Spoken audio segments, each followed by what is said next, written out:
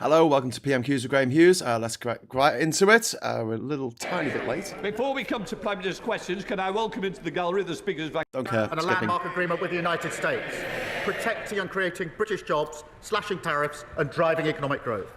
We've also published a white paper setting out how this government will end the open borders experiment of the party opposite, bringing net migration down, backing British workers and delivering fair control of our borders. Oh God, you've got a delivering in there already. The House will also want to mark the 40th anniversary of the Bradford City fire.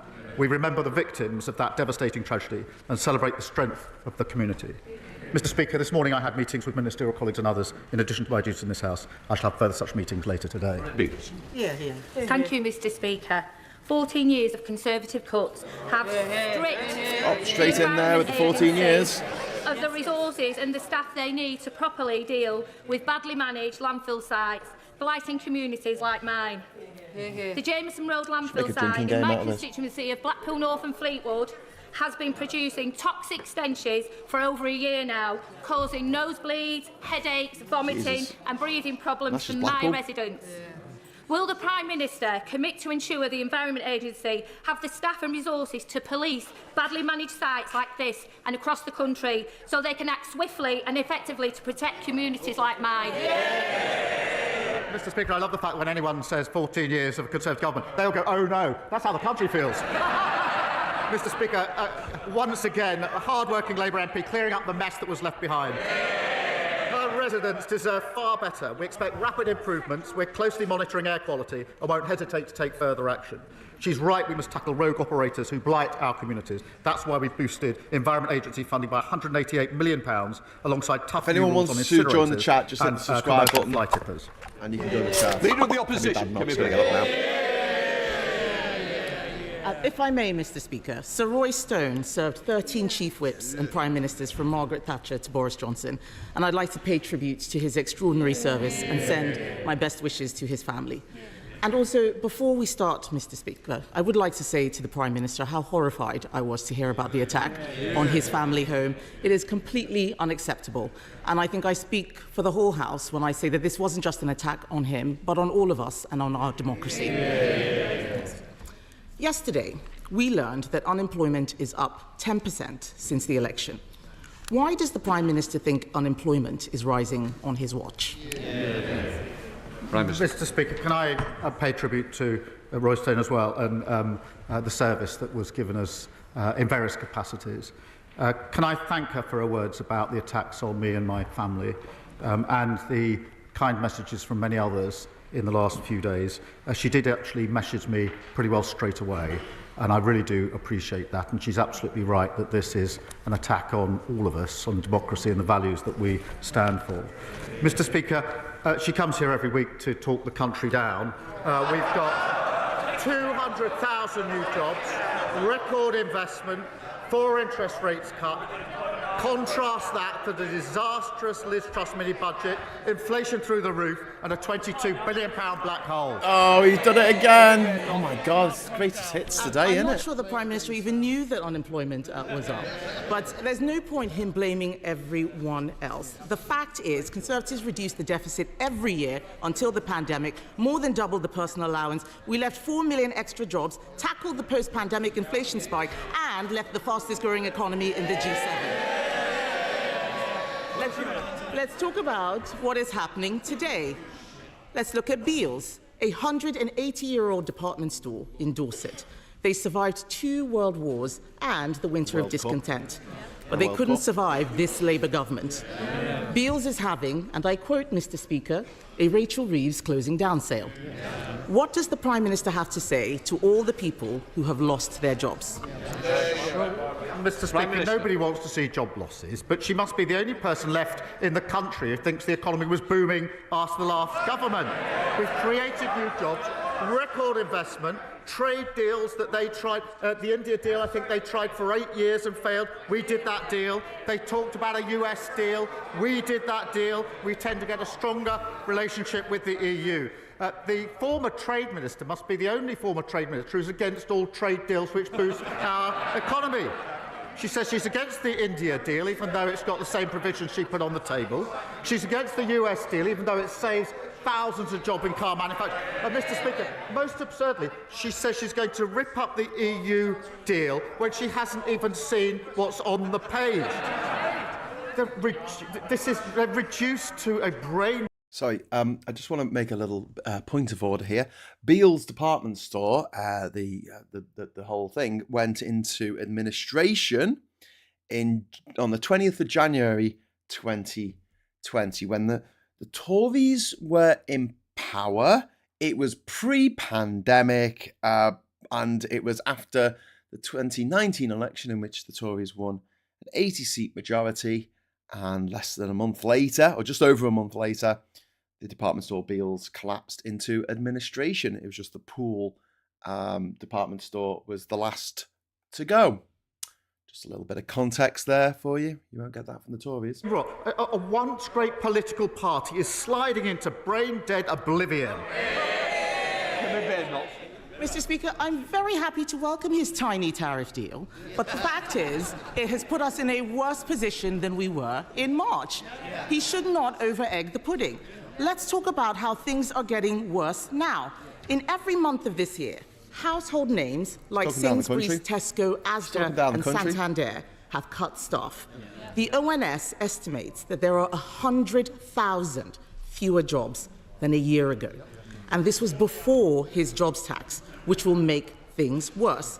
Can the Prime Minister promise the House that by this time next year, unemployment will be lower than it is today? Prime Minister.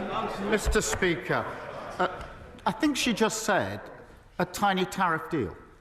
Can I suggest that she gets the train to Solihull, yes, exactly. 2 hours, goes to speak to the workforce at JLR, their families, their communities, to tell them she would rip up the deal that protects their jobs. Yeah, she would. And when she's done that, she might travel across to Scunthorpe and tell the steelworkers there she's going to rip up the deal that saves their jobs. And then if she's got time, go up to Scotland and talk to the whisky distilleries. Tell them she'd rip up the deal that's creating 1,200 jobs for them, boosting their exports, and then come back here next week and tell us what reaction she got. No, I didn't hear. Before she starts on, just looking up the unemployment figures, just to be clear, the unemployment rate, the percentage, has gone up from 4.4% to 4.5%. Okay, that's what I'm looking at. That's what I'm looking at the moment. I don't know how she extrapolates that to a 10% increase. I don't know how the mathematics works there. Someone can explain it to me. I'm all ears. Hear a promise to get unemployment down, and that's because he knows things are going to get worse. And this goes wider than businesses. Last week, I met staff and patients at Farley Hospice. They do fantastic work, but they need to find an additional £250,000 to pay the jobs tax. How does he suggest Farley Hospice, a charity which relies on donations, pays for his tax hike? Prime Minister. Mr. Speaker, we have provided £100 million boosting for the sector, and Children and Young Person Hospitals received £26 million funding this year. But, Mr. Speaker, she turns up every week to cart from the sidelines.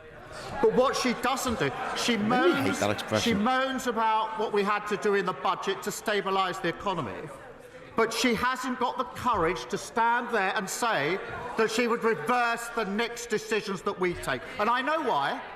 It's because she doesn't want to say she's against the £26 billion investment in our NHS. She doesn't want to say she's against the £1.2 billion more for our police. She doesn't want to say she's against the £3.2 billion more for our schools. All the time she doesn't have the courage of her convictions. It shows that her criticism is totally confected. Mr. Speaker, I can't believe the Prime Minister is still using this figure. We had this very conversation at the dispatch box. He knows it is just capital spending. It's either he's not paying attention or he is saying things to disguise what is going on. That money will not pay for the jobs tax. He knows that, and the hospices know it too. And the other people who know that things are getting worse are the 5 leading business groups in the UK. They say that his so-called employment rights bill will be deeply damaging to growth. Does the Prime Minister accept that they are right, Or does he believe that he knows better than business? Prime Minister. Mr. Speaker, it's the same old Tories. Every time better rights for workers are on the table, they vote against them. Respect and dignity and protection at work are good for workers, good for the economy and good for growth. Kemi Badenoch. Mr. Speaker, the Prime Minister needs to listen to business. You cannot have employment rights without employment. Labour always forgets that it is not government that creates growth, it is business that creates growth. And businesses are closing, and they are blaming him and his Chancellor. There are 100,000 fewer jobs, Mr. Speaker. Hospices, charities, nurseries, they are facing bills from the jobs tax that they cannot afford. Even the unions say workers are being thrown on the scrap heap. And all of this before his unemployment bill makes hiring even more expensive. When will he admit that Labour isn't working? Oh my God, he's trotting out slogans from 40 years ago. She should listen to business. 46 years ago. The last Prime Minister. Mr. Speaker, she should listen to business. They're in favour of our trade deals. The India deal, fantastic deal. Tariffs on cars cut to 10%. Whiskey and gin, tariffs halved. £4.8 billion into our economy. What does she say she'd do with the India deal? She wants to rip it up.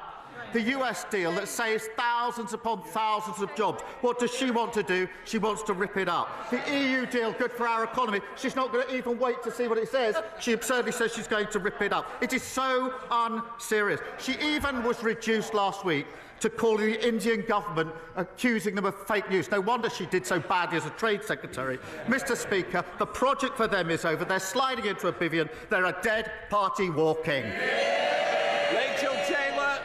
Thank you, Mr. Speaker. Thousands of British jobs have been safeguarded by this government's trade agreement with the US. Including those in my constituency who work for Jaguar Land Rover, like my next-door neighbour Ollie, proving that when Labour negotiates, workers win. Can the Prime Minister confirm to me that he will continue to stand up for all workers and our vital motor manufacturing industry as he negotiates a better deal for Britain around the world? Well, can I pay tribute to her for her work with JLR, standing up for the jobs in her constituency? The deal that we've agreed saves thousands of jobs in our car industry, securing the livelihoods of countless families. And, Mr. Speaker, I've been up to JLR on a number of occasions, including last week. I know firsthand what it means for their workforce, for their families and for their communities. And the Leader of the Opposition says she would go and tell them she's going to rip it up. She should go up there. She says she's going to get against it. The Reform leader said, what did he say about JLR? He said JLR deserves to go bust. Shame on him. Labour are striking deals in the national interest. The Liberal Democrats. You know what? I hope someone brings up the fact that 48 people were killed this morning in a hospital in Gaza after an Israeli strike. I really hope this is brought up in Parliament. Red Davy. Thank you, Mr. Speaker. And on behalf of my party, can I offer heartfelt congratulations to His Holiness, Pope Leo XIV? And can I offer our support to the Prime Minister and his family after the appalling arson attacks on his home?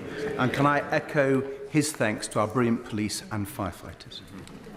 Mr. Speaker, 3 years ago, the previous government was faced with a choice. Their own Migration Advisory Committee told ministers that recruiting more care workers required improved conditions, career progression and better pay.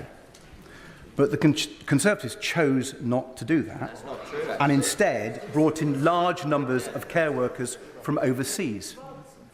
Now, those carers looking after our loved ones in care homes should be thanked, not demonised. But will the Prime Minister do now the things the Conservatives refused to do, starting with a higher minimum wage for carers? Prime Minister. Can I first thank him for his comments about myself and my family? I do really appreciate it. It is important that we have fair pay for care workers, and that's why we've put in place our fair pay agreements. This is the first of its type. It will be applied first to care workers to ensure that they get fair pay, but also a better framework for progression. As he will know, most people leaving care work are leaving care work to go to the NHS because of the pay and the ability to progress. Our fair pay agreements will deal with that to make sure that in the future those jobs are more secure. And I would just add, Mr. Speaker, a declaration of interest. My sister is a care worker. I know firsthand how important the work is and how difficult sometimes the situation is facing them. Shred Davey. For that reply, it's a good first step, but we'll still be seeing people earning more in Amazon warehouses and supermarkets than care homes, and that will mean our loved ones going without the care that they need. But turning to the Middle East now, Mr. Speaker. Oh, good. For more than 10 weeks, Israeli forces have blocked food, water and medicine getting into Gaza. There is now a humanitarian catastrophe with 2 million people at risk of famine and 1 in 5 facing starvation. Rather than ending this crisis, the Netanyahu government is planning to seize all Gaza indefinitely. Now, I know the Prime Minister will agree that the blockade to Gaza should end, and I'm sure he would agree that it would be appalling if Netanyahu proceeds with that escalation.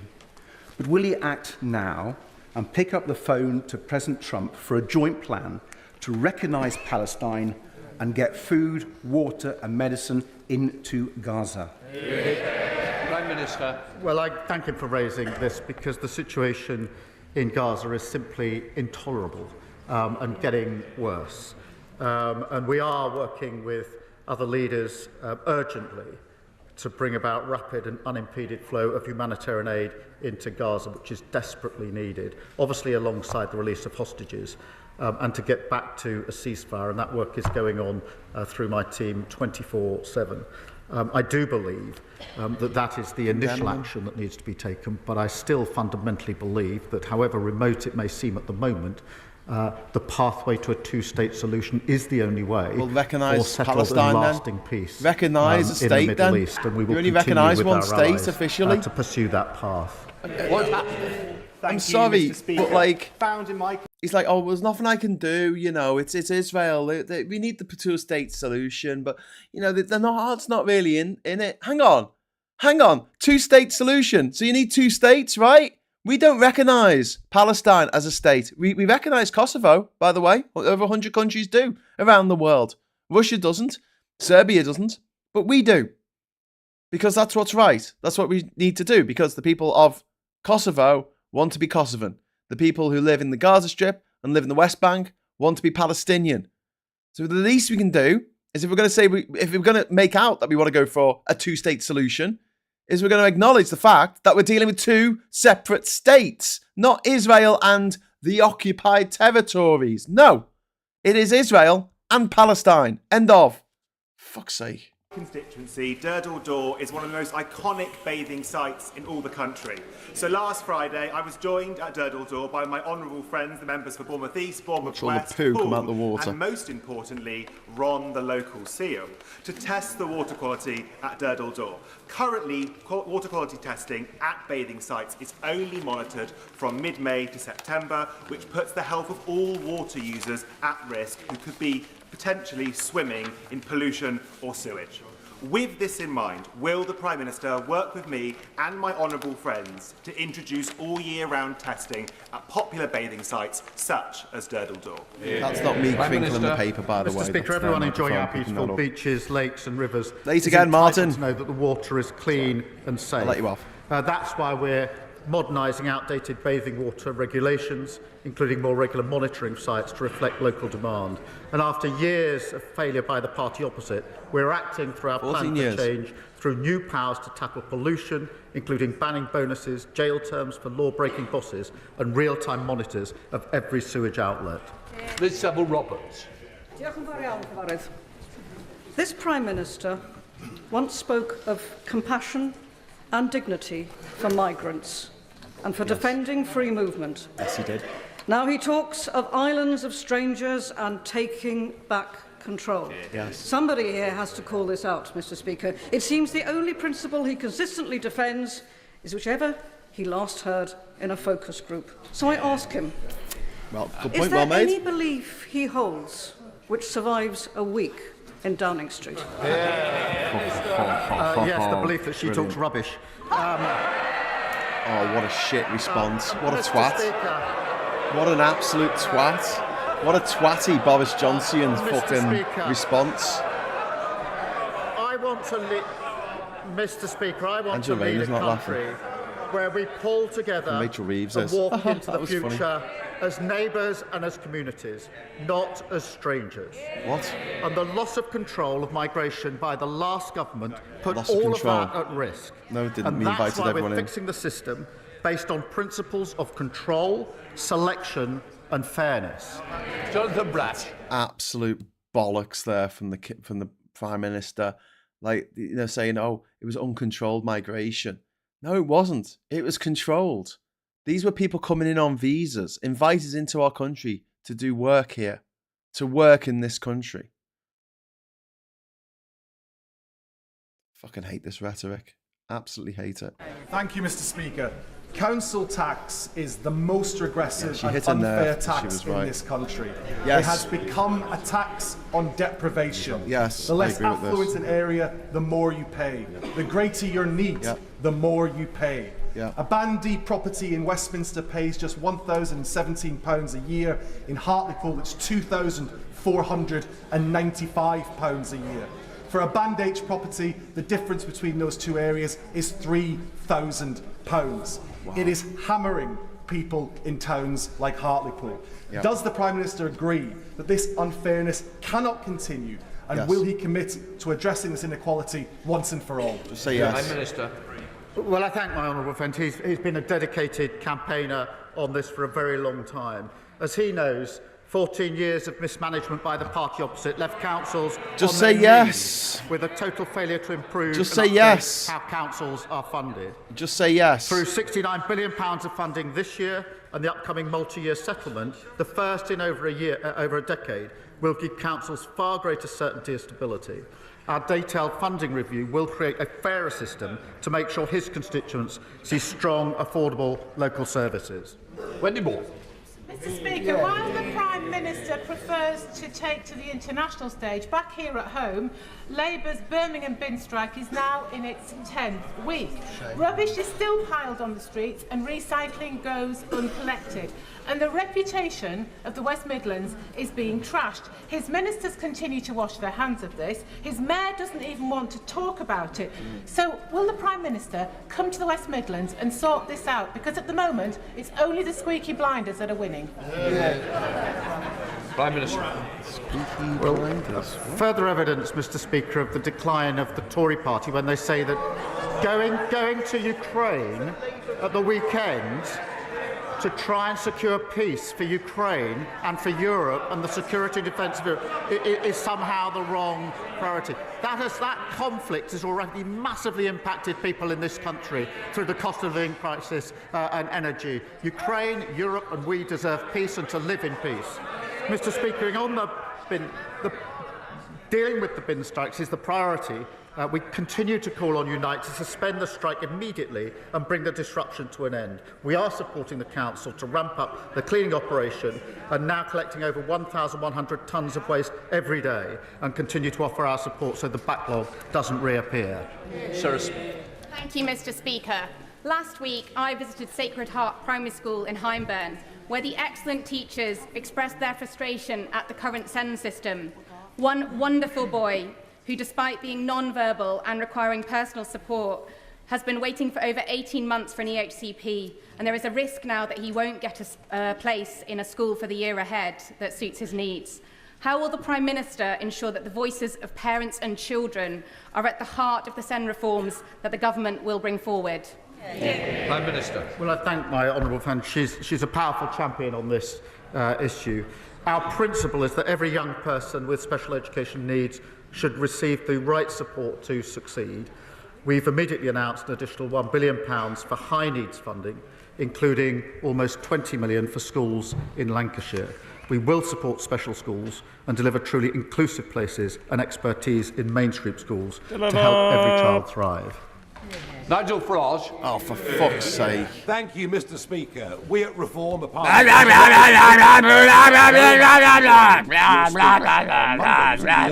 a very great deal from us. What the fuck are you talking about, you posh twat? As a matter of national security. As a matter of national security, over the weekend, a legal immigrant from Iran, who we believe came by boat, was arrested in the north of England on serious charges of terrorism. Yeah, you should be charged with terrorism.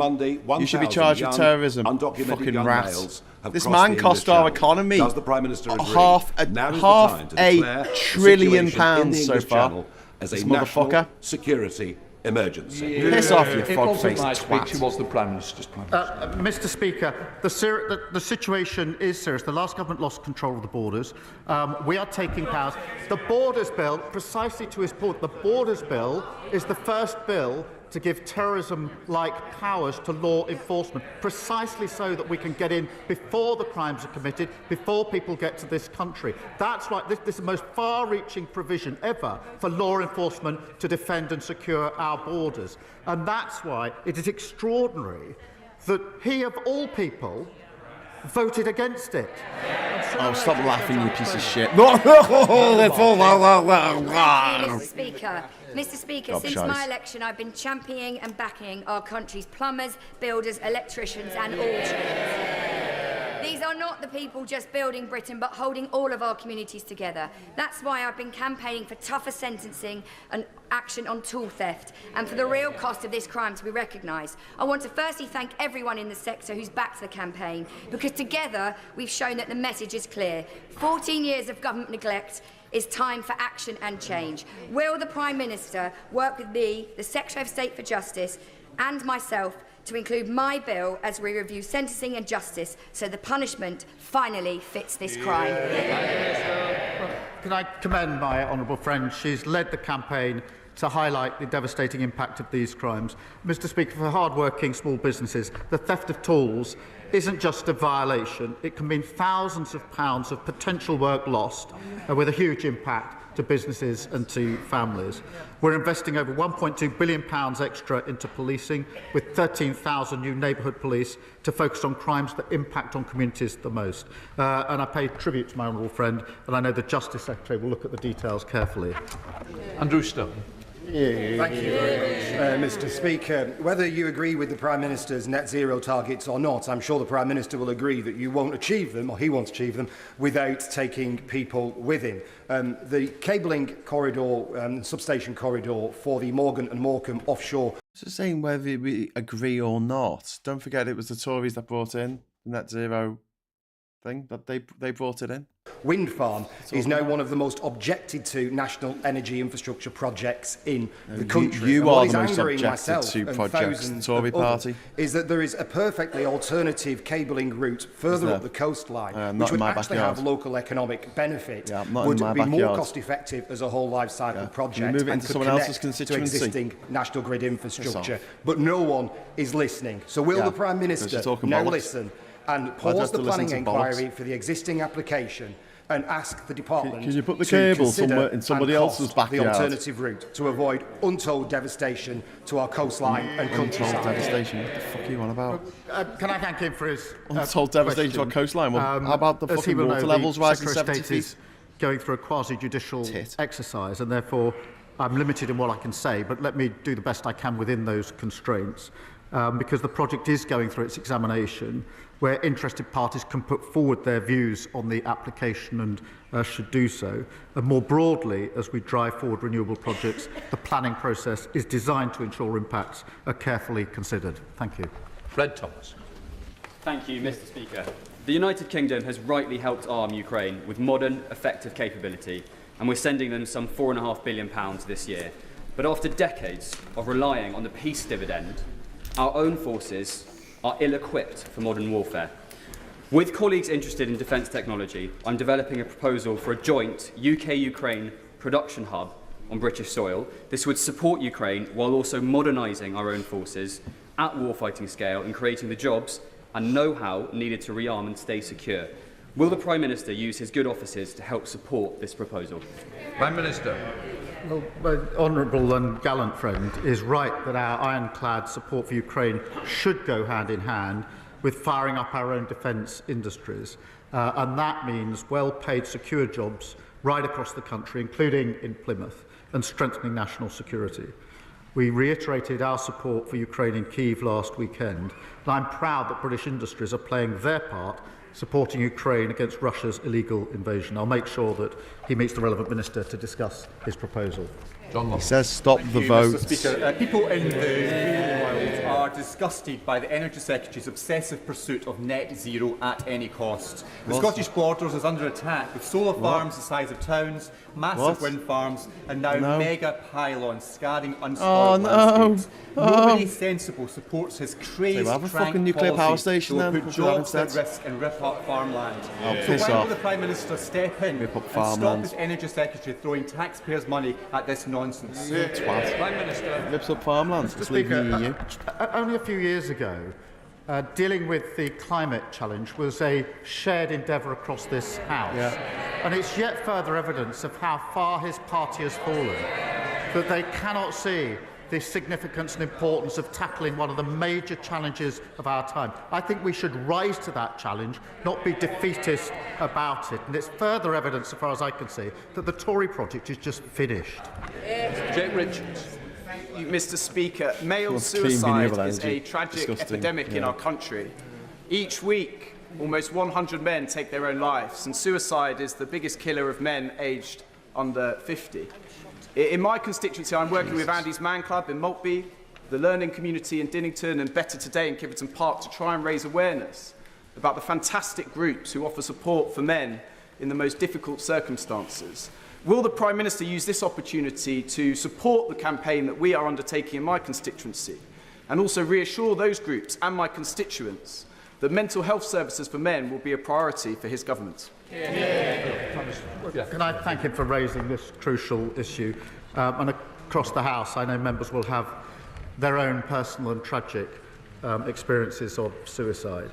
Mr. Speaker, we've launched a call for evidence on our men's health strategy, which will improve men's health in all parts of the country, including tackling devastatingly high suicide rates. We're also investing £26 million in new mental health crisis centres, funding talking therapies for 380,000 more people and recruiting 8,500 more mental health workers.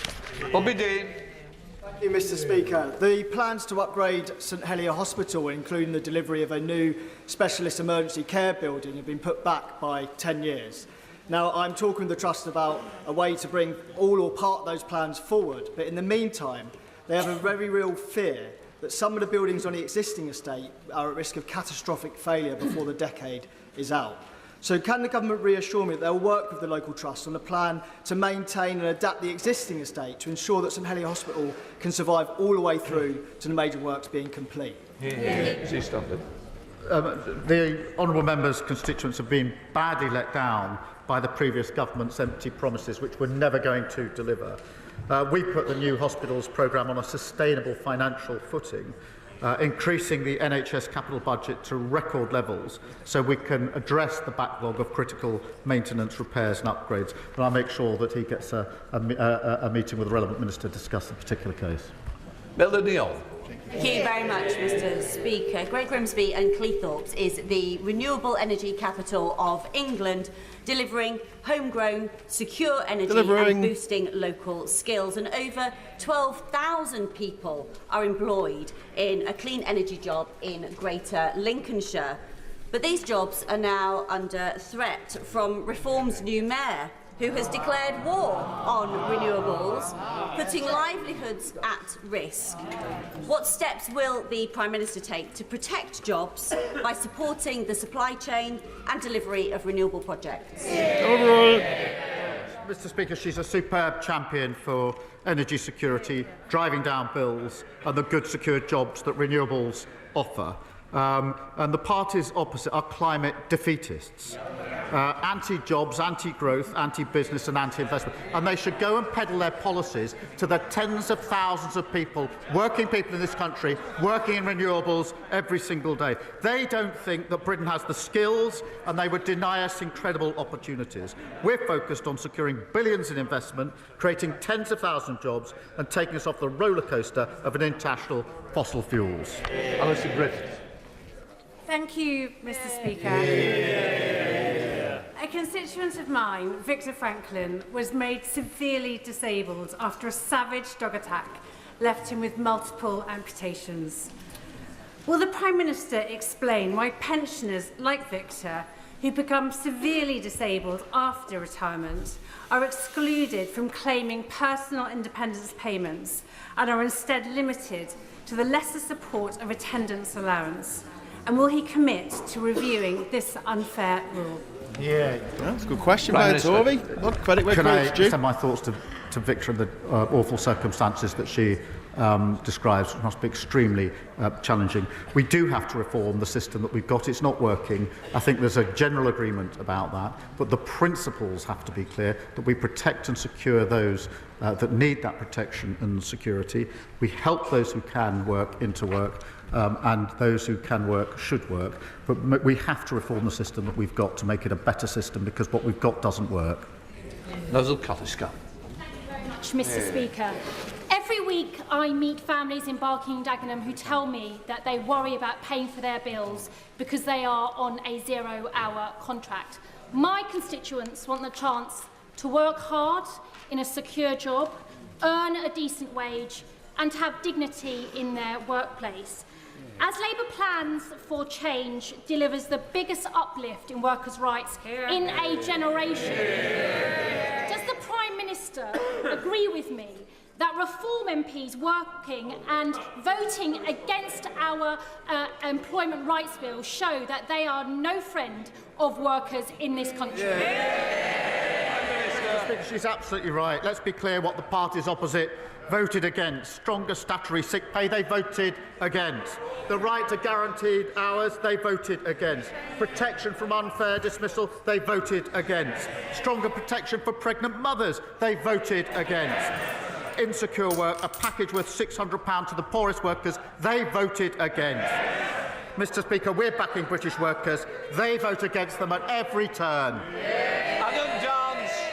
Thank you, Mr. Speaker. Maternity services in Yeovil are due to shut on Monday after a deeply flawed CQC inspection in January and be moved to Musgrove Park Hospital in Taunton, which does not have the capacity for an extra 1,300 births a year. While the closure is initially for 6 months, I've received no guarantee it will open again. This creates huge fear. Will the Prime Minister or relative minister agree to meet with me and colleagues in the South West to stop this decision? Prime Minister. Mr. Speaker, I'm grateful to him for raising this issue, which must be of concern. I'm not across the details of it, I'm afraid, at this stage, but I will make sure that he gets a meeting with the relevant minister to get to the bottom of the issue that he's described. That completes Prime Minister's questions. Thank fuck for that. Point of order, Jake Richards. Mr. Speaker, at Prime Minister's questions, the Leader of the Opposition claimed that unemployment had risen by 10% since the last general election. That figure is completely and utterly incorrect. It's no wonder. Say that. It's no wonder that George Osborne, a former Conservative Chancellor, says she's got no economic plan if she can't even get basic statistics right. Will she return to the House and correct the record? Yeah. It's not up to the chair for the accuracy of what thank you. What a member states. What I would say is you've corrected the record in your opinion, and we'll leave it at that for now. Oh, fucking useless. Get her to come back. Get her to come back and tell the fucking truth. Come on. Bollocks. It's a lot of bollocks, isn't it? Fucking bollocks. Right. So that was Prime Minister's questions. I did point out that that was erroneous, the 10%. I'm glad that someone else was on their phone going, unemployment's up by 10%. Are you fucking kidding? That would be the front cover of every newspaper from here until eternity. Like, 10%. I mean, did he mean it's gone up by 10%? Like, it's gone up from, what, 3.5% up to 13.5%? Or did he mean it's gone up by 10% of 3.5%, which, sorry, 4.5%. No, 4.4%. right? So I just don't. Sorry. Thank you for this. Makes watching this easier. No worries, Sue. Always a pleasure. Never a chore. Well, no, it is a bit of a chore, to be honest with you. I mean, God, the Tories, they lie as easily as they breathe, don't they? I mean, just to be able to stand up as the leader of the opposition and just pull a statistic out your arse and just go, oh yeah, unemployment's up by 10% under these guys. When it's not. It's demonstrably not. No, there's no way of cutting these numbers. So it's gone up from 4.4% to 4.5%. So that's a 0.1% increase. Yeah. Overall, that's out of 100%.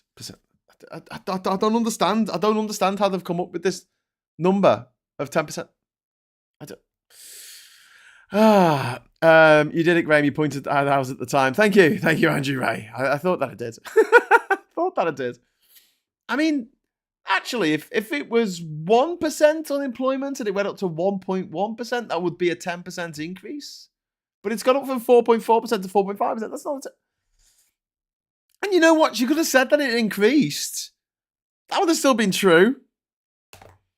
Anyway. So did he just lie in Parliament? No, she did. Not he did. She did. She did lie in Parliament. She misled Parliament. Because that's what they do. They just stand up and lie. And then when it's pointed out, the Speaker goes, well, it's not really for me to say whether they're lying or not. Do you know what I mean? Let's all have a nice hot cup of tea. This is ridiculous. Gillian Hope before said that was a brilliant question from the Tory. I presume when we were saying that was a really good question. So this is why it's so important to talk about this stuff. When we talk about what you're doing, you're just responding to like what shit's going on in the news and stuff. But it's really important that we have these discussions and then we can point them out to our fucking elected representatives, because otherwise they just don't know. I did not know until about, 13 minutes ago, that if you get PIP before you retire, you continue getting PIP in your retirement. But if you don't need PIP until after you retire, you don't get the PIP at all. That's fucking crazy. But now we know. Now we know. That is just Joanna has pointed out, PIP is a weird one. If you get it before your pension, you keep getting it. If you need it after, which is more likely, then you're not allowed it. That's fucking crazy. What a daft system. And we need people standing up and pointing it out. And whether it's a Tory who points that out, or whether it's a Lib Dem, or whether it's a Green, we need people pointing this out, and that should be their job. That is the job of these opposing parties. But what happens each week? It's a Punch and Judy show where they stand up. The leader of the Tory party stands up and goes, "Oh, you're a dickhead," and then the leader of the Labour Party stands up and goes, "No, you're the dickhead." At least we get some good questions out of the leader of the Lib Dems, Davey. He gives good questions. And I thought that the response to the MP for Plaid Cymru MP, Liz Saville Roberts, that response where he went, "Oh yeah, you're an idiot" or something, fuck off. She had a really good point about him parroting lines from Enoch fucking Powell. Going from the party that were like, yeah, we're on the side of people coming from other countries and living here and helping build Britain better, blah, blah, blah. And now he's like, you're an idiot. I'm going to respond to this by calling you names. I mean, let's fuck off. Fuck off, Keir Starmer. It's really starting to piss me off. I'm getting more, like I've got a little needle. Not like that. Basically, it's kind of like, should we get rid of Starmer before the next general election? And usually I'm like, no, because it's disruption. You don't know what you're going to get. You might end up with someone worse, and it's not worth upsetting the apple cart. They're doing all right, at the moment, despite their missteps. But I'm moving towards getting rid of him now. I'm sick of hearing his voice. His voice is starting to really fucking grate on me. Hello, my name's Keir Starmer. Peas again, Norma.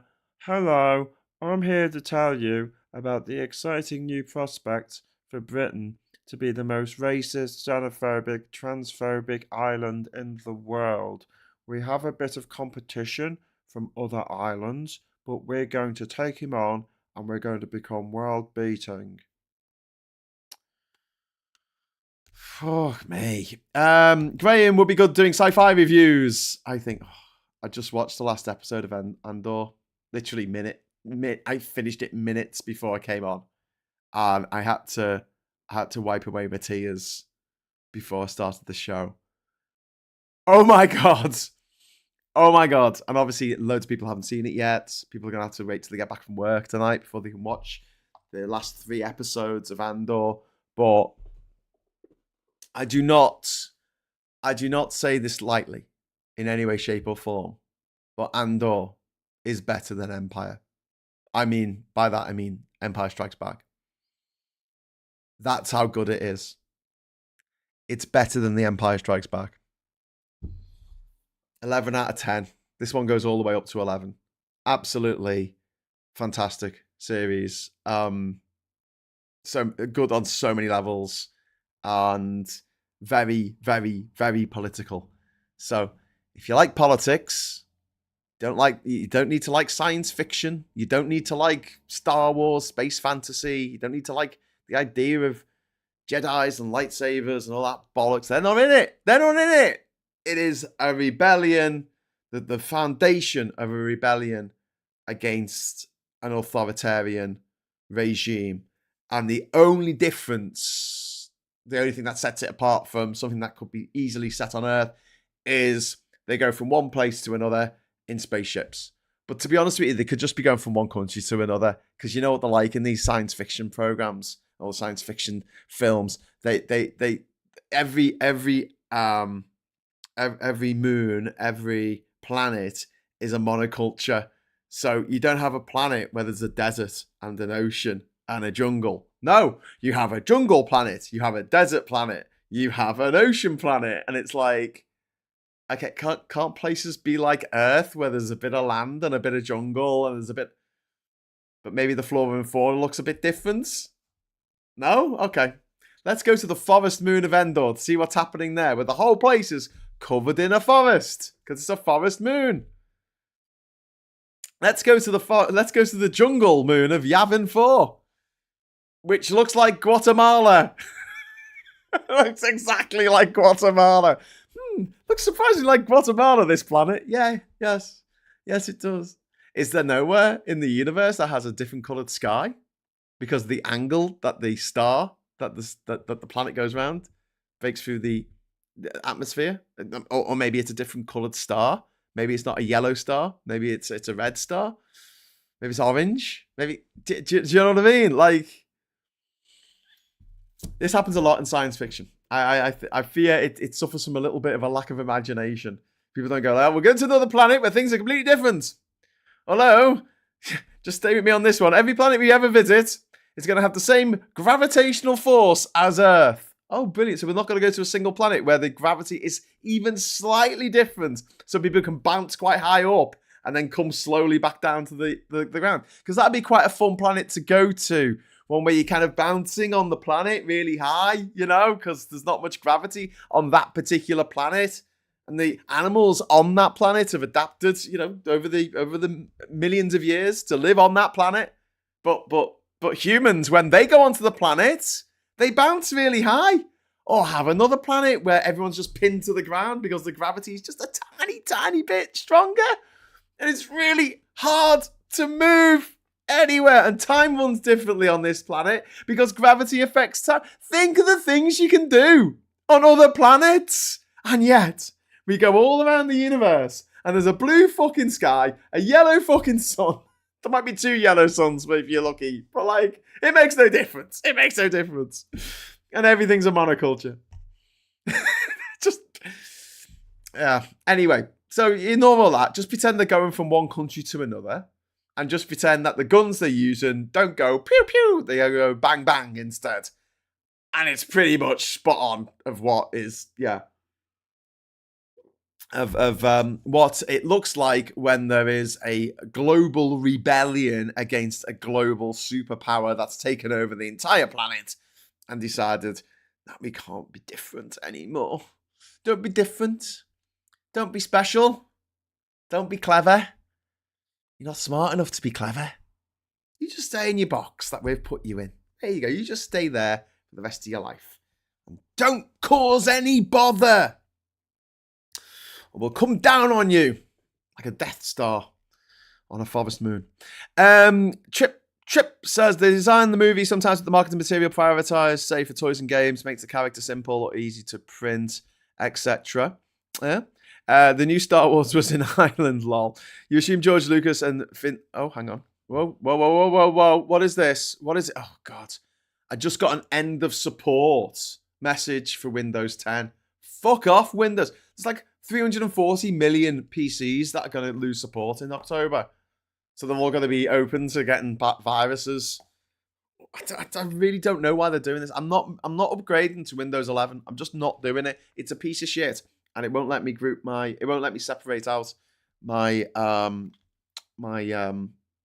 buttons on the taskbar, which I need to do in order to do a live show and be able to go through to different Google Chrome windows to show you video and show you stats and bring things up. I can't do that seamlessly when I've got to click twice. You see, I've got to click it I've got to hover over and then I've got to move. And when you hover over it, it makes all the images go away. So, fuck off, Windows 11. I'm not interested. Too many left-wing Tories in Labour. As someone else said, Waste Streeting will probably be the next leader. Oh, God. That'd be the worst of all possible worlds. I filled up 3 times on the last 3 episodes of Andor. I don't agree on the Empire thing. I don't agree on the Empire thing either. Yes, can we try proper working class person in charge, please, just for once, says Sue. That would be nice. Never happened before in the history of the United Kingdom, but, could happen. Could happen. Actually, it won't, because the echelons of power are all held. Like, all the levers of power, the means of communication, the capital, the funding, everything. All the entrepreneurs, pretty much, in this country, they all came from money. So they didn't come from the working class. They went to private school. Microsoft, angry-faced, says this. Can we have Burnham, Rotherham and Khan back as MPs? That would be good. But do you think that'd be wasted? I wouldn't mind having Khan or Burnham as party leader. I think they'll do really well. I don't know about anyone else, but I can see the next Labour leadership contest being brutal. Yeah. Love coming in for Angela Rayner. She is quite cool. Yeah. You assume George Lucas and Disney have that creativity, Graham. Well, I mean, it's just one of those things. Like they don't usually make these strange lands, these exploration to somewhere else. They don't really put much thought into it. It's really easy to write EXT, full stop, desert planet, -day. Desert. It's just desert. You don't have to explain anything there. You don't have to explain that there's a particular, it's a moon of a gas giant. It spends half its time and it dies. It's one of the reasons why I quite liked 3-Body Problem on, I think it was Netflix that was on one of those streaming platforms. I really like that. It's based on a series of books, and they actually have a think about aliens. They think about what it would be like on an alien planet that was suffering from a 3-body problem, funnily enough. And that kind of thought experiment's really interesting to me. But I feel like for something like Star Wars, or even Star Trek, like the physics of the planet would get in the way of the plot in a way, whereas, well, I think that's true for Star Wars, because that's not what the story's about. But when it comes to Star Trek, explaining strange new worlds, it's in the fucking opening. It's in the opening narration. Strange new world. Make them strange. Make them weird as fuck. Make them mad. Bend people's fucking minds, and then work back from there. You say, we'll have a planet where this it's set up like this, and then what are the ramifications for that going backwards? Like, how did things evolve on this planet, and what would they look like? And then things going forward, like how does this obstacle that this planet's gravitational force, or the amount of UV that comes from the sun, or the amount of magnetic resonance that comes out of the middle of the planet, how it all affects the goal of what our heroes are trying to do. I think that'd be really interesting. Yeah, there's a planet where the inside of it's so magnetic that no radio waves can escape. It's like a dead planet for radio waves, and then our heroes get stuck on it and they need to get a signal out. There's an episode for you. And it's caused not by some people who are just humans with a bit of plasticine on their nose causing trouble. It's caused by the environment themselves of the strange new world in which they are visiting. Rob Wales, thank you very much for the £5 super chat, my friend. Thank you for standing up for LGBT rights. Your voice is now needed now more than ever. Thank you, Rob. And so's yours, mate. So is yours. And so is everyone who's watching this. We need to all get together on this and like really, really push. Tell your friends, tell your family, get people on board, get them to understand what's really going on here. Because this isn't just about trans rights. That's how they start. It's about the rights of all of us. All of us. And the sooner we realise that, the better. Because the sooner more people realise that, the sooner we'll stop going down that fucking route. I keep saying that it's like the Titanic, and instead of changing course away from the very clear, obvious iceberg that we are heading towards, they're speeding up. And it's painful because they don't need to divert course that much. They don't need to do a 180. But instead, they're like, no, more fire, put more fire in the engine. It's like the end of Around the World, 80 Days. He's in the steamship and he's breaking things off the ground. He's smashing up the furniture and throwing it into the furnace so they can speed up. Anyway, The Expanse was great too. I've not watched The Expanse, so I might get into that. I'm going to watch tonight. I've decided whether Rachel and I do the rabbit hole or not. I will be rewatching Rogue One because I haven't seen it since it came out in 2016. God, it was a while ago. But yes, I haven't seen it since it came out, so I would like to go and see it. I'd like to watch it again, so I'll watch that tonight to complete the circle. The circle is now complete. But what I love about Andor is it's very well written, it's very well acted, it's very well paced, it's beautifully shot. Like the blocking, the cinematography, it's incredible, right? The pacing, it's fantastic. The music's really good. Like all that, yeah, great. And it's set in my favorite fictional universe, which is the Star Wars universe, but it doesn't rely on lazy fucking tropes. And I'm sick and tired of the laziness in writing. And I know this is going to sound like really sort of like, oh, you know, if they let me write these things, they'd be so much better. I know it's going to come across a little bit like that. But I, as a writer, know that there are certain easy outs for complex problems. And when you say, oh, it's okay, we will get out of this problem, not by magic, but not by using science and our skills, but using magic and dumb luck. I hate that. I absolutely hate that. Yeah, things just fall into place. That they happen to just do this thing, and you know, I just like I'm kind of sick of it. I like it when people have to think their way out of problems, and that's one of the reasons why Breaking Bad was so popular. He had to think his way out of problems. Same with Better Call Saul. He had to think his way out of problems. But if you want to talk to me about sci-fi, I would prefer something like The Martian, where he has to science the shit out the situation, than something where where they just bounce around on a space adventure and just things happen to happen. Like Gravity was a great film. It was really enjoyable, I've got to say. But fucking hell, did that rely on magic and dumb luck, or did that rely on magic and dumb luck? You do realise that the different space stations that she bops around to are like literally thousands of miles away from each other.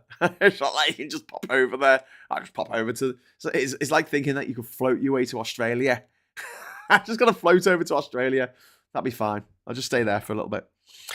Tommy, to be fair, Marvel, let me make the black and white Punisher film I thought of. It would be awesome. Well, there you go. Joanna Hammond, Asher's Polity Cormac book series would work amazing over a multi-season TV series. And then Pete says, to take liberty from the people, it needs to be taken a little bit of time until it gets to a situation where it can't be reversed. And that's what happens in Endor. That's what it's about. So for anyone who's completely unaware of what the situation, what the setup is, this is the it's like the years before leading up to the original Star Wars movie in 1977 that came out in 1977. Sorry, and it's the years leading up to that battle where they destroy the Death Star at the end of the original Star Wars movie, and it's about the rebel spies who discover that the Death Star is being created, this ultimate weapon by the Empire, to destroy planets in one fell swoop.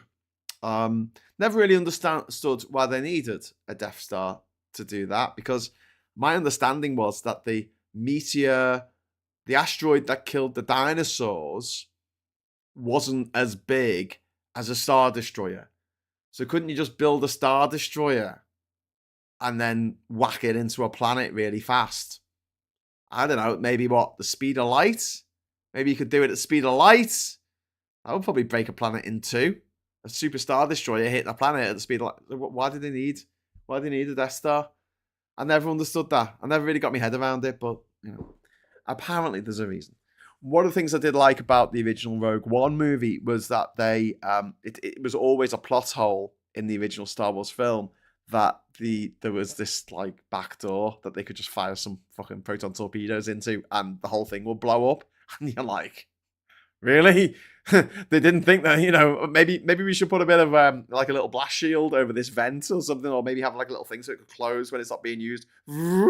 Okay, we're being attacked. We're being attacked by starfighters. Okay, close all the vents that things could possibly be shot down. Okay, they're closed.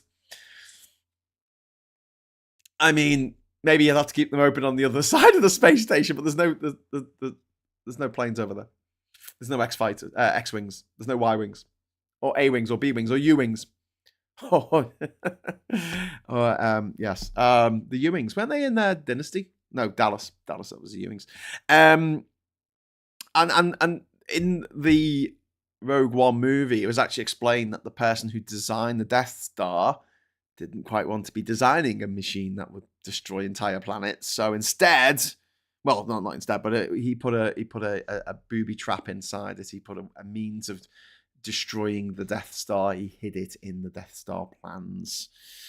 So there you go. Unquiet Badger, give the German series Dark a look. An excellent sci-fi drama about time travel. I've seen that come up on Netflix. I thought about that. Andy Serkis's character hit very hard in the first season for me. Oliver Brown, another like that. Just that sequence where they are in the prison. There's a little bit of an Easter egg actually at the end of Andor season 1 where you find out what they're actually making, and you're like, whoa, fuck. But yeah, that sequence and then his last line is just it stays with me, and that's one of the things with Andor, and one of the reasons why I love it more than anything else that Star Wars has pretty much ever done. Is it really does stay with me. Like, I'm still thinking about it days, weeks, months later. It stays with me. Like, what would you do? That for those who've seen it, the first season, that speech by Luthen where he talks about having to do terrible things in order, he's in the Rebel Alliance, he's trying to put it all together, and he says, I'm fighting for a sunrise I'll never see. And you're like, whoa, bloody hell. Wow. Yeah, good stuff. But yeah, good solid sci-fi. No fucking magic. No lightning bolts from fingers. I'm an evil wizard. No magic swords. Glow in the dark when orcs are in the region. No force push shields. No force. No stopping lightning bolts with your lightsaber. No lightsabers. Great. Fucking brilliant. No Jedis. I'm so glad that there's no that hocus pocus in it, because I think I understand it's fun and people want to be a Jedi, and that's kind of a cool thing to want to be, but we're not. And when I watch a movie, I much prefer to see myself reflected on the screen, and I think we all feel like this, and this is why we need more representation for black actors, Asian actors, gay, lesbian, bisexual, trans actors. We should have trans actors playing trans characters. And it's about representation. And when I watch a British drama, I don't see representation of me and my life in there, because it's always a period drama about posh people from the past, or it's set now, but it's posh people who live in Notting Hill doing posh things and being very posh and witty about it. And I don't see my life. That's not the life I live.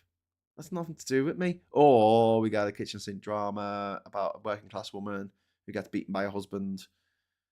And I don't want to see that either, because that's depressing as fuck. And also, it's not, I'm not seeing my own hopes and dreams projected on the screen.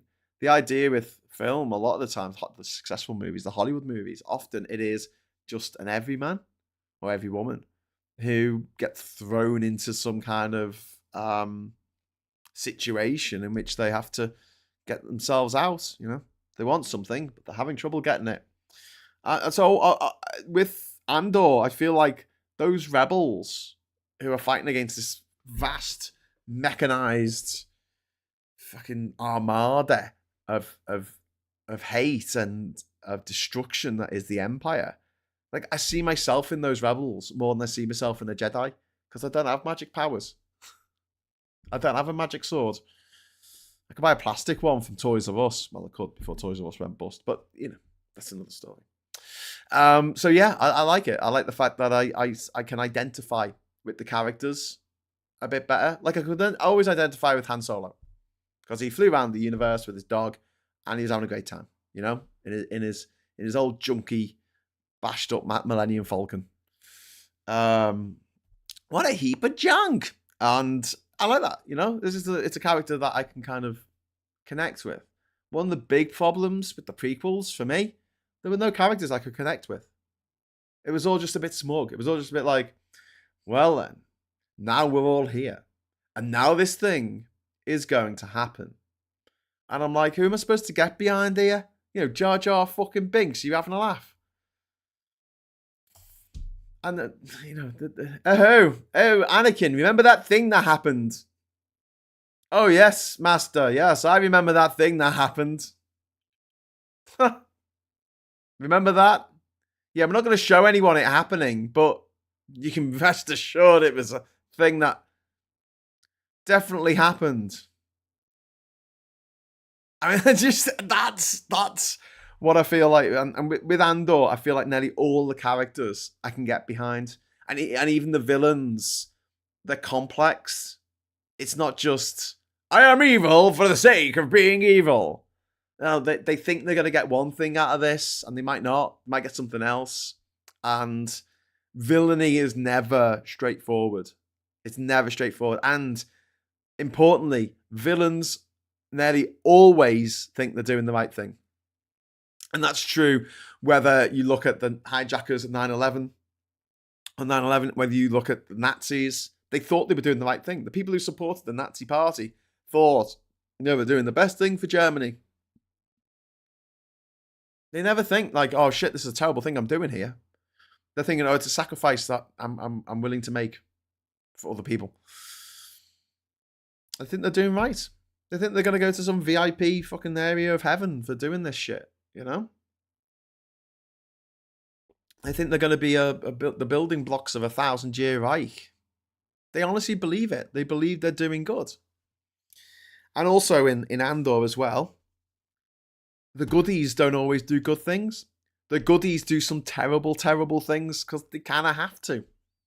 And those moral dilemmas, I think, are really, really interesting to explore in a way that I've not really seen a Star Wars franchise do that very much. So yeah, good solid sci-fi, political drama. I can't recommend it enough. Anyway, there you go. I knew some of feathers, says Trip Trip. Yeah, I mean, go to a planet and it's full of fucking giant feathered leviathans. And it's like, oh, well, you watch out for the leviathans, the fly, the stuff you can do. Make the sky pink. Make it purple. Make it have ripples in it. Make it have like big fuck off gas giants. That makes it the gravity dead light, so everyone's sort of bouncing. Would that make it look a bit silly? People bouncing around, trying to get away from someone, but you instead of going forward, you're kind of going up in a diagonal line, and you're like, "Whoa, I'm coming away from the floor here." Clusterbungle, disable characters too, where their disability isn't their entire personality and reason for being there. Clusterbungle, 100%. 100%. It's something that pisses me off because it's lazy writing. It is lazy writing. It's not quite as bad, but it's almost as bad as when every villain had to have a disability. Did you notice that?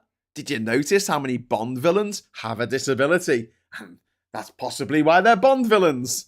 You know, there's a guy with like a hook for a hand, or there's a guy in a wheelchair, Blofeld in a wheelchair. It's like, haha, he's going to be in his wheelchair, like, I don't know, using disabled ramps. The bastards. Quick, get him. And our able-bodied protagonist is like, yeah, I'm on fucking, let's take out this person who has only one arm. This person who's had half his face blown off by by some explosive that was put there by MI6 many moons ago. And he pulls the thing out of his face, and his face is all... you made me all fucked up and ugly looking, so I'm going to kill you all now. Destroy the planet. I'm like, most people who are in a horrible accident and terrible, you know, they spend months and months, years, you know, getting back on their feet. You know, turn around and go, right, that's it, human race. I'm gonna take you all out. I'm gonna sit in my laboratory and come up with a virus that'll wipe you all out. Motherfuckers. And it's just a lazy trope. And like Clusterbungle was saying, disabled characters, when we have them in the plot and the disability is like the whole point they're in the plot for, I'm like, can you not do that? Can you just have disabled people and they're just getting on with shit? That's fine. You can do that. It's okay. And please, can we not have people who are not deaf playing deaf characters? Thanks. How about not getting people who are not blind to play blind? Because this was a thing in Hollywood for years, wasn't it? Like play someone who's disabled. If you're an able-bodied person, play someone who's disabled, and you'll win a fucking Oscar. Ka-ching! And you're like, fucking hell, that's a bit shit. Think about it. It's a bit shit. There you go. I wouldn't have called Scaramanga's feature, but his third nipple, a disability. More of a bonus feature. Mr. Scaramanga. Ernie Burns, carbon-based humanoid is funnily enough the universal default. Lucky for Hollywood, though. I know, yeah. Let's go to a planet where silicon-based life form are the main life form. What would that look like? What would that be like? Can we do that? Gallifreyan, I'm working on a novel where the protagonist sets out to find a way to learn magic and on the journey discovers he's not a cis man. That sounds pretty cool. I like that. Oliver Brown, you should watch... What? Auroral Nought. I'm probably pronouncing that incorrectly. Star Wars, Graham, it's hilarious. C-3PO is called Creepio. You can't even like that. But yeah, Boba Fett and the Bucket of Ice Cream. Oh, fucking hell. The Bucket of Ice Cream were like... That was so shit. Oh, fucking awful. Like, on every level. That was just absolutely... It was called the Book of Boba Fett. It was like the second and a half season of The Mandalorian. And it was just so bad. And just when you thought it couldn't get any worse, it got worse. It was just utterly awful.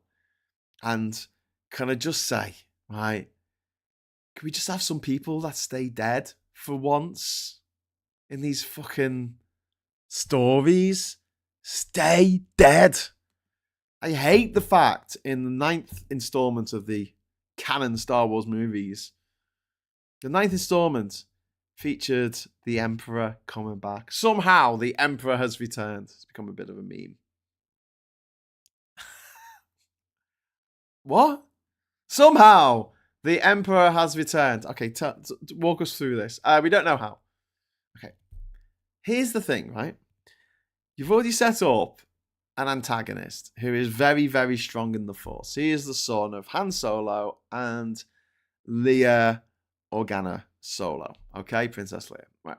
And he's very, very strong in the Force. Runs in the family. And we have already established that Force ghosts can appear to Jedi. So not only did the ghost of Obi-Wan Kenobi appear to Luke Skywalker, so did the ghosts of Yoda, and so did the ghost of Anakin Skywalker. Right, so here's the thing. Here's the thing, right? So if a ghost can appear to Luke and tell him to go to Alderaan, and then sit down on a log with him and have a conversation about the fact that he fancies his sister, then it's perfectly plausible within the parameters that you've already set down in the making of these movies in the past, in the lore of these movies, that Force ghosts can appear to Force-attuned individuals. So if you're going to bring the Emperor back, just bring him back as a ghost who talks to the really powerful guy who's in charge of the fucking Empire, or whatever it's called. Just have him talk to them. I quite enjoyed The Force Awakens when it first came out. I thought that the next one, the 8th episode, took it in some interesting directions.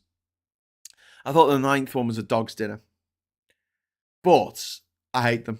I hate the fact that they exist. And watching Andor has just made me hate them even more. Not just because of the lack of originality that was clear in the making of these movies and the lack of a overriding story that they wanted to tell.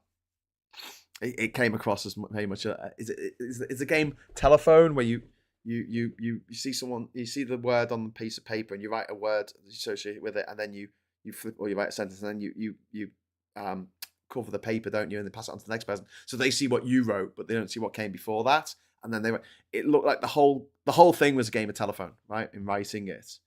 And worse than that, it invalidated everything that the Rebel Alliance in the original movies fought and died for.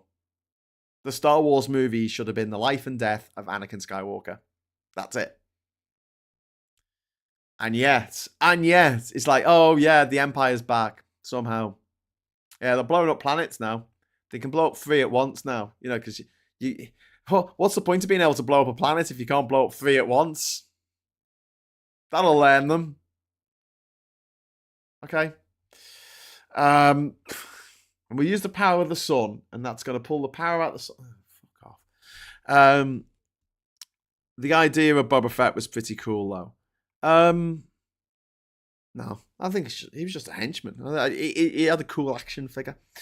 Dracula not only died, he turned to dust and even blew away dozens of times, but always came back. Too cool to stay dead. Yeah, Castlevania. Listening to Graham is like hearing my little brother. To me, the Avatar films are fantastic speculative evolution projects. Yeah. They were very nice to look at. They were a 3D film with a 2D story. Gallifreyan Event, I'm working on... Oh, I read that one. Joanna, I've always wondered if you dosed him up with estrogen, would he get 3 breasts? Have you seen the show Magicians? Was that a film? With the guys from Peep Show in? Was that Magicians? They were rival magicians, just like in The Prestige and also in The Illusionist. It's funny how like a cluster of films that have the same story come out around the same time, isn't it? What does everyone think about the 100% tariffs on foreign trip movies in America? Surely that affects us too. I don't know. He might change his mind tomorrow. Who knows? Uncertainty is the point. Dosh Stewie told him to look at it. Says Pet Wall. Yeah, Dosh Stewie. Tyrannosaurus Rex probably didn't not have feathers. Probably some fuzz. A fuzzy Rex. A fuzzy fucking Rex. Okay, so I'm gonna head off now because I've yabbered on way too much about Star Wars, which doesn't have anything to do with what happened in PMQs today. Appalling performance as always, as usual, I should say, by Kemi Badenoch. She was all right a couple of weeks ago. I thought she put in a couple of questions back to the usual routine, and I don't think people attacked Keir Starmer enough. I'm very glad that Ed Davey brought up the plight of the Palestinians in Gaza in his second question. I'm very glad that he asked that question. The response wasn't great though, and the fact that the UK isn't recognising Palestine as a country. That's the... Well, what can we do? You can recognise Palestine as a country. First thing, that's what we could do. Now, we could do that tomorrow. Let's do it. Let's do it together. Come on, you and me. We'll do it together now. Come on, we'll just stand up, make a statement. The UK government is now officially recognising Palestine as a country. There you go. Well done. You did it. Anyway, right. Might be back at 6. Who knows? If I'm not, I'll be back tomorrow morning at 9 o'clock. But until then, have a spectacular afternoon. Keep fighting. Keep fighting the good fight. Thank you very much for the super chats that came in, and thank you very much for sticking with this channel as you do. And I'll miss you. I'll miss you over the next few hours. I'll miss you even more if we don't do a show later. I'll try and fit one in. And until then, until that time comes, give us a like on the way out if you did like this. If you didn't, whatever. Give us a dislike. It's all good. It's all interaction, you see. They measure the interaction, not the interaction. That's what matters. But I'll be seeing you either later today or tomorrow morning. Either way, I just want to say thanks for watching. Hello, good evening, welcome, and goodbye.